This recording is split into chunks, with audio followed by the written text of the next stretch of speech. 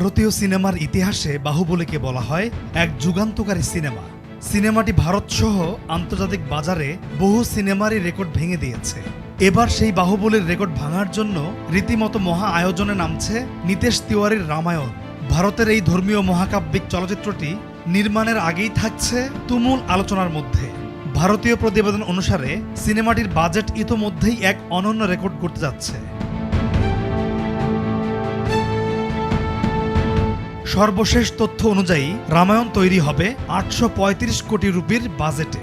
তবে এখানেই শেষ নয়, বাজেট নাকি আরও বাড়তেও পারে। আর এই বাজেট কিন্তু শুধুমাত্র প্রথম কিস্তির জন্য। সেই হিসেব অনুযায়ী ভারতীয় সিনেমার ইতিহাসে সবচেয়ে ব্যয়বহুল সিনেমা হিসেবে প্রতিষ্ঠিত হতে যাচ্ছে রামায়ণ।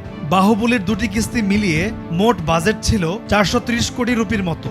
তাই বাজেটের দিক থেকে মাত্র একটি পর্বেই বাহুবলীর দুইটি পর্বের বাজেটকে ছাড়িয়ে যাচ্ছে রামায়ণ সিনেমাটি।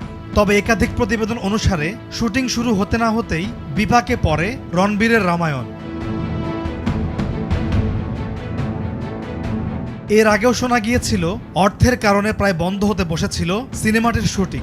সেই সমস্যা কাটিয়ে সম্প্রতি রামায়ণের শুটিং শুরু করেছেন পরিচালক নিতেশ তিওয়ারি। এমনকি কয়েকদিন আগে শুটিং ফ্লোর থেকে ফাঁসও হয়েছে রণবীরের রাম অবতারের ছবি। সীতা রূপে দেখা গেছে সাই পল্লবীকে। জানা গেছে রামায়ণের সত্ত্ব মালিকানা নিয়ে দুই প্রযোজনা সংস্থার মধ্যে অশান্তি চলছে, আর এ কারণেই নাকি আটকে যেতে পারে রামায়ণের পরবর্তী শুটিং।